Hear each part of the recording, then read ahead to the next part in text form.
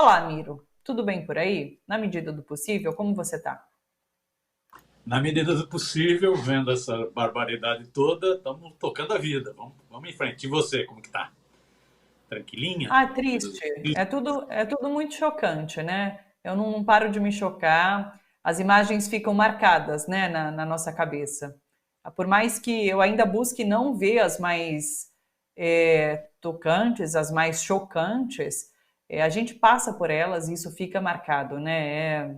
Não tem jeito de escapar disso, não.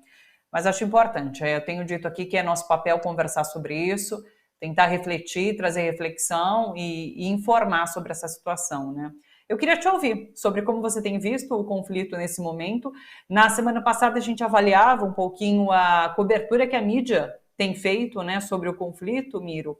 Sabe que na segunda-feira eu até conversei com o Fernando Horta sobre isso, que eu achei que tinha mudado um pouquinho essa leitura da mídia totalmente pró-Israel, que estava tão descarada a violência de Israel que a grande mídia, a mídia comercial, se viu obrigada, inclusive, a trazer vozes palestinas e a fazer certas críticas pontuais a Israel. Com o que aconteceu ontem, eu vejo mais uma vez reforçada esse meu entendimento de que parece que a grande mídia agora está dando mais voz à Palestina e está balanceando um pouquinho essa questão. Como você tem visto? Quero te ouvir. Então, Thalita, é isso. É histórico. A mídia brasileira é muito alinhada com a política externa dos Estados Unidos. O Israel é o braço armado dos Estados Unidos naquela região, então é alinhado com a política externa de Israel. A interferência da diplomacia israelense no Brasil é muito grande, né? Os diplomatas vivem circulando aí pelas redações desses grandes veículos de comunicação, né? Diplomatas e agentes do serviço de inteligência de Israel, do Mossad, né? Vivem circulando, né? Então, a mídia brasileira sempre foi muito alinhada com a política externa dos Estados Unidos e do seu braço armado, Israel. Sempre. Né? Sempre hostilizou o povo palestino, sempre hostilizou a revolta do povo palestino, como sempre hostilizou qualquer revolta de oprimidos no mundo. Mandela também era chamado de terrorista pela mídia monopolista brasileira. Mandela também era chamado de terrorista, né, na luta contra o apartheid na África do Sul. Né? Só para citar um exemplo, são vários exemplos. Né? A luta de libertação na Argélia também eram chamados de terroristas contra o colonialismo francês e por aí vai. Então essa é a mídia, é uma mídia colonizada, né? Com esse espírito, com esse complexo de vira-lata. No caso agora de Israel, com o ataque do Hamas, essa postura ficou ainda mais ostensiva. Né? É, é, porque é isso, a Palestina só é tratada quando tem uma reação desse tipo. Enquanto não tem essa reação, o povo palestino continua sendo humilhado, maltratado, espizinhado, agredido. Né? Você pega a Cisjordânia, são 600 e poucas barreiras militares israelenses. Gaza é totalmente cercado, controle de energia elétrica, controle de água, de tudo. Enquanto não tem revolta, pode morrer, pode ser humilhado, dane-se. Quando tem uma revolta, a mídia vem com força, vem com furor, falando contra os oprimidos que se revoltam. Então, com a ação da terrorista do Hamas, né, a mídia se levantou e foi agressiva. Talvez o ponto alto, ou o ponto mais vergonhoso, mais deprimente, tenha sido aquele porta-voz dos Estados Unidos da Globo News, aquele Jorge Pontual. Talvez tenha sido o ponto alto, né? O ponto mais deprimente. Quer dizer, o cara justificando o assassinato, justificando a guerra, justificando matar mesmo, tal. Né? Parecia uma figura macabra, né? Uma figura tétrica. Né? E foi esse o Jorge Pontual, para não citar aquele Demétrio e outros. Né? Por aí vai. Ou os editoriais do Estadão, né? Por aí vai. Aí, de repente, também me deu essa impressão de que tinha dado uma abrandada. E dado uma abrandada aí por razões razoáveis. Porque passou a se mostrar com muito mais força. Por isso que o Israel ataca tanto, mata tanto jornalista, destrói tantos veículos de comunicação naquela região. Né? Porque passou a se mostrar, através de mídia tradicional e através de mídia digital, a barbárie cometida pelo Estado terrorista de Israel. Essa barbárie que indigna, né? Essa barbárie de um monte de crianças, mais de 700 crianças mortas, né? De um monte de crianças chegando a hospitais, não é isso? Essa barbárie de você não ter água, você não ter eletricidade, você não ter alimento, você não ter medicamento, porque está tudo fechado, né? Gaza é um campo de concentração a céu aberto, é um apartheid aquilo lá, não é isso? Então, quando essas cenas ganharam maior força, ficou até difícil para um pontual, até na Globo News teve bate-boca entre eles, ficou mais difícil, até o Guga Chakra reprimiu, né, repreendeu o pontual, ficou mais difícil negar a ação terrorista do Estado de Israel. Então isso obrigou esses veículos a chamarem outras pessoas para opinarem sobre o que estava ocorrendo, para ter o direito ao contraditório, né? Para ter outras visões, para não ficar só a visão, o pensamento único emburrecedor da mídia sionista, né? Um outro fator também é que aumentaram as revoltas no mundo inteiro. Então, além da denúncia, né, vista, né, em vídeos das agressões israelenses, do genocídio promovido por Israel, pela limpeza étnica conduzida por Israel, você teve explosões de revoltas em vários países do mundo, no mundo ocidental, né? Você vê grandes manifestações na Europa, repudiando o Estado terrorista de Israel, se solidarizando com o povo palestino. Então isso também pesa na mídia, porque aí, opa, começou a ter mais gente denunciando. E eu acho que um terceiro fator é que envolveu mais atores no conflito. Então o conflito nunca foi local, ganhou uma dimensão mundial de geopolítica mundial que também cria um complicador para veículos de comunicação da chamada grande imprensa. Eu acho que isso abrandou. Me estranhou de novo foi a reação diante desse ataque ao Hospital Batista. O Jornal Nacional publicou imagens que as próprias fontes oficiais de Israel desmentiram, de bombardeios que teriam sido feitos pela Jihad Islâmica. O Jornal Nacional publica um negócio desses. Que negócio é esse? Depois tem que recuar. Mas publicou, né? São imagens que os bolsonaristas, no esgoto digital bolsonarista, estão espalhando. Isso quer dizer que a Globo se uniu novamente com o bolsonarismo? Se uniu novamente, quer dizer, a pauta internacional fez com que bolsonaristas e mídia tradicional voltassem a se unir? Né? Então, esse episódio do hospital mostra o seguinte: eles estão tentando uma válvula de escape. Né? Que é isso, você transmitir imagens que que as próprias fontes oficiais de Israel dizem, ó, essa imagem não é real, né? Isso é fake news, né? Então, eu acho que a mídia está um pouco nessa postura. Vamos ver agora como ela vai se posicionar diante dessa postura dos Estados Unidos no Conselho de Segurança da ONU. Vamos ver, né? Porque eu acho que aí também atinge um outro patamar. É um outro patamar, né? Os Estados Unidos, como membro permanente do Conselho de Segurança, são 5 países que são permanentes no Conselho de Segurança: Estados Unidos, Reino Unido, França, China e Rússia. E cada um desses tem poder de veto. Se um vetou a resolução, os Estados Unidos foi o único país que vetaram uma proposta de criar corredores humanitários, cessar fogo e ter ajuda humanitária. É essa a proposta que o Brasil fez. E é uma proposta branda, inclusive, porque olha que o Brasil negociou, como disse o ministro, né, Mauro Vieira, negociou com todos os países. Essa proposta do Brasil é muito branda. Eu inclusive, acho que ela é branda demais.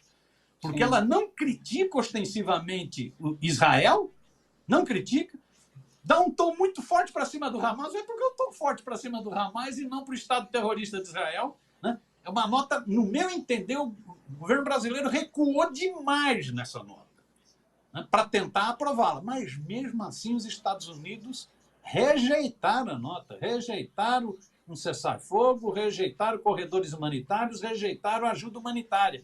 O que mostra que os Estados Unidos são os senhores da guerra. Os Estados Unidos é que financiam essa guerra, né? Os Estados Unidos têm interesses muito maiores nesse biombo Yankee na região, no Oriente Médio. Tem interesses muito maiores, né? O Biden tem interesses eleitoreiros, inclusive. O Netanyahu tem interesses políticos para se safar de processos que estavam contra ele, de lutas que estavam contra ele, né? Crise política em Israel, né? Eu quero ver como a mídia vai se posicionar agora. Os Estados Unidos vetaram a ajuda humanitária. Vetaram, né? Então é preciso dizer o que são os Estados Unidos. Acho, inclusive, Thalita, só para fechar esse ponto, eu acho que o próprio Brasil é isso. Foi uma nota construída, então você tem que ceder para chegar, né? Para ter esse voto de 12 votos de 15 favoráveis, né? Então, cedeu muito. Eu achei que cedeu muito. Eu acho que talvez esteja no momento do Brasil endurecer a sua relação com Israel. Eu acho que talvez seja o caso de seguir o exemplo da Colômbia. Sim. Gustavo Petro de falar o seguinte: ou para isso, ou nós vamos romper relações diplomáticas com Israel. É um Estado terrorista. Nós vamos romper relações diplomáticas com o Estado de Israel.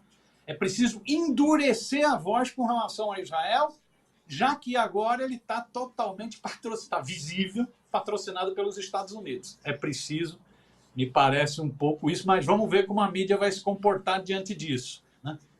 Ontem à noite ainda ficava aquele discurso, vetou, mas o Biden está querendo negociar corredor humanitário, quer dizer, os caras vetam e ainda aparecem como bonzinhos. Que praga é essa, né? Mas vamos ver como a mídia vai se posicionar. Sabe, Miro, que eu li relatos sobre a cobertura desse bombardeio ao hospital na mídia norte-americana, e essa mídia tem dado esse episódio noticiando muito mais como uma guerra de narrativas, como um ataque criminoso, né? Porque, de fato, existem ali fatos que podem indicar que o bombardeio foi de Israel e outros fatos que podem indicar que o bombardeio veio de dentro da Palestina. E daí, claro, que o governo dos Estados Unidos estão fazendo de tudo para tentar vender essa narrativa de que isso partiu de dentro da Palestina. Eu vi agora que o The New York Times publica um relatório da inteligência dos Estados Unidos apontando com vários indícios e fatos que esse bombardeio partiu ali de dentro da Palestina. Mas é claro que neste momento é muito questionável um relatório que seja feito pela inteligência dos Estados Unidos, né? Então, assim, de fato, a gente precisa avaliar como a imprensa brasileira vai comprar a versão americana, como tem comprado a versão israelense.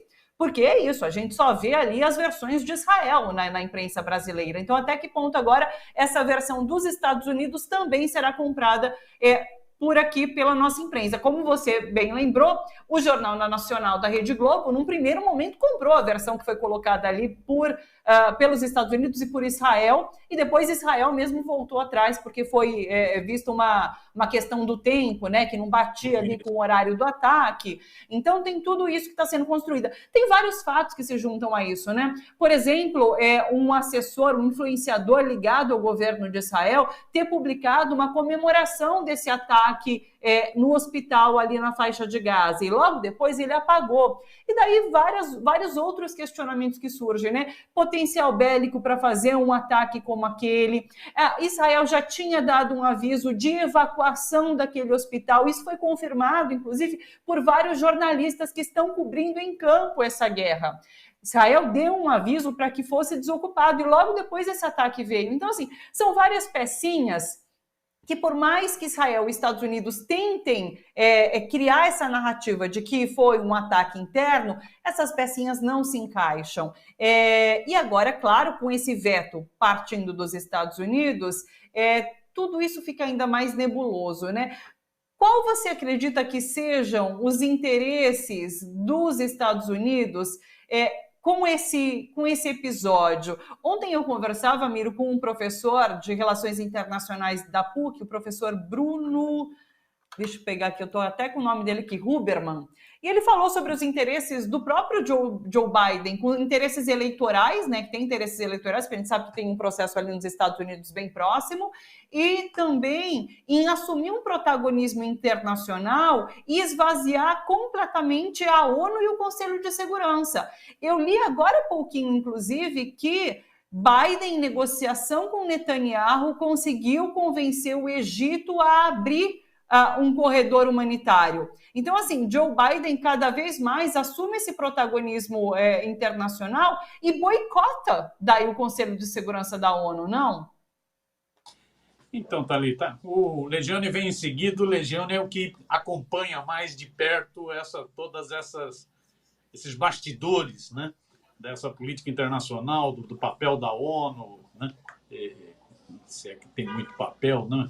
Às vezes dá a impressão que a ONU não serve para porcaria nenhuma, né? Mas o Legione é que tem melhores condições de falar. A impressão sobre esse negócio da mídia brasileira pegar a versão, a narrativa de Israel. Isso está evidente, está desde o início, desde sábado retrasado, vem repetindo, argumentando favoravelmente a postura de Israel, né? Sempre, né? Não descontextualiza, né? Parece que houve um raio em céu azul, de repente ocorreu um atentado em Israel, né? Como se não tivessem décadas de uma situação conflituosa, tensa e de agressão israelense ao povo palestino, né? Então, desde o início, a mídia vem comprando essa versão. Nesse caso do hospital, é isso. O caso, quando veio à tona, porque é um caso gravíssimo, isso é um crime de guerra de alto grau, é coisa para realmente ter retaliações diplomáticas internacionais, né? Confirmado quem tomou a iniciativa do ataque, né? Quando veio, você teve de imediato o mundo árabe reagindo, então o mundo árabe dizendo o seguinte: nós não vamos receber o Biden aqui na região, não vamos receber, desde a autoridade palestina, todos os países, né? Estamos fora, todo mundo reagiu, né? Israel ficou meio acuado. Aí veio a versão, porque é isso, foi um dos porta-vozes do governo israelense que soltou no Twitter comemorando o fato, né? E inclusive se referindo ao fato de que Israel já tinha avisado que aquele hospital ia ser atacado, que aquele hospital era um biombo de terroristas, né? Era um esconderijo de terroristas. Então o porta-voz comemorou, depois ele deletou lá no tal do X, no ex-Twitter, né? Mas ele comemorou. Pois bem, aí veio então essa versão não, quem atacou foi esse grupo, o Jihad Islâmica, que é um grupo minoritário na faixa de Gaza, um grupo muito frágil atualmente, inclusive sem capacidade bélica para uma ação desse tipo. Então passou a culpar o Jihad Islâmico. A mídia ocidental começa a divulgar essa versão e o Biden compra totalmente essa versão. Essa visita ao Netanyahu, né? Ele assume a versão de Israel, mesmo dizendo que o serviço de segurança dos Estados Unidos está averiguando melhor. Ou seja, ele diz que o serviço está averiguando, mas ele já concorda com Israel, já concorda com Netanyahu. Então, é isso, é criar uma narrativa. Né, a partir desses fatos que mostram que não é. A tendência não é essa. Qual seria o interesse da Jihad Islâmica, um grupo minoritário, desgastado, frágil, ter feito uma operação dessa, né, atingindo a sua própria população? Então, isso é o que a mídia vendeu, isso é o que o Jornal Nacional, de forma irresponsável, publicou, né? Irresponsável publicou. Então, só voltando a esse negócio da mídia. Com relação ao Biden, eu acho que tem a relação histórica Estados Unidos, aí não tem muita diferença, viu, Thalita? Aí o Legione pode responder melhor, Reginaldo Nasser, né? Não tem muita diferença entre republicanos e democratas, aí é política imperial. Na política imperial, sejam republicanos, sejam democratas, todos eles bancam Israel como a sua linha de frente naquela região, uma região que é geopoliticamente importantíssima, a região que o petróleo é importantíssimo, né? Então, Israel sempre foi uma cabeça de ponte dos Estados Unidos. Mesmo a criação de Israel não tendo sido uma iniciativa dos Estados Unidos, era no sentido de dar terra para os judeus, era no sentido de ter uma pátria, né? né? Mesmo a iniciativa foi, inclusive, na União Soviética, na ocasião, não é isso? Mesmo a iniciativa tendo sido totalmente desfigurada, né? Os Estados Unidos sempre consideraram aquilo lá uma cabeça de ponte, né? Sempre consideraram Israel, né? E isso democratas e republicanos. No caso mais recente, os republicanos, através do Trump, tinham uma relação muito mais forte com a comunidade judaica nos Estados Unidos, né? E a relação muito mais forte Trump-Netanyahu, né? Então era a extrema-direita, eram os neofascistas unidos. Trump, Netanyahu, Bolsonaro, né? Eram esses caras, né? Essa extrema-direita mundial unida, né? Então, o que o Biden agora tenta fazer? O Biden tenta escapar da sua... Ele está com dificuldades eleitorais, né?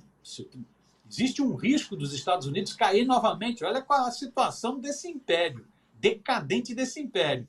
Existe o risco dos Estados Unidos caírem novamente nas mãos desse sujeito, desse ser grotesco, corrupto, corruptor, né? Chamado Donald Trump. Existe o risco. O cara está na frente, né? Nas pesquisas internas dos republicanos e está na frente nas pesquisas sobre a eleição nos Estados Unidos. Então, o Biden tenta agora se aliar. O Biden sempre teve críticas ao Netanyahu, inclusive na questão dos dois estados. Na defesa dos dois estados sempre teve crítica. Agora ele esqueceu as críticas e a unidade total. Aí é o império novamente, né? É a votação nos Estados Unidos, né? São os interesses da indústria de armas, da indústria bélica, né? Que se fazem mais fortes, né? Eu acho que é isso que justifica essa postura dos Estados Unidos. Tem relações históricas e tem relações momentâneas, conjunturais das eleições nos Estados Unidos, né? É o Biden tentando um novo protagonismo, sabendo das dificuldades que ele vai ter no processo eleitoral Yankee, né? Me parece isso, Thalita. Perfeito. É curioso, né? Essa resolução que foi vetada pelos Estados Unidos ali no Conselho de Segurança da ONU, várias resoluções já passaram ali no Conselho de Segurança, contrárias inclusive a Israel, e Israel pegou e colocou na gaveta, né? Hoje pela manhã eu ouvi um analista dizendo isso. São várias as resoluções que estão na gaveta ali dos governantes de Israel. O fato dos Estados Unidos terem vetado toma uma proporção maior do que se tivesse passado. Se essa resolução tivesse passado, Israel não estaria obrigado a cumpri-la, porque é isso, é somente uma resolução. Mas o fato dos Estados Unidos terem vetado é um sinal, né? É mais forte do que se tivesse simplesmente aprovado, essa resolução tivesse seguido.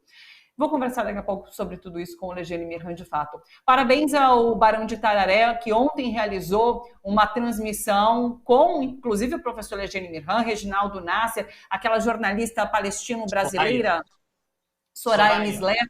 Exatamente, já esteve aqui com a gente também, analisando de fato como a imprensa tem noticiado a guerra Palestina-Israel. Foi excelente, foi uma discussão bem interessante. Acompanhe, inclusive, o canal do Barão de Tararé para ficar ligado nas lives e transmissões ali do canal.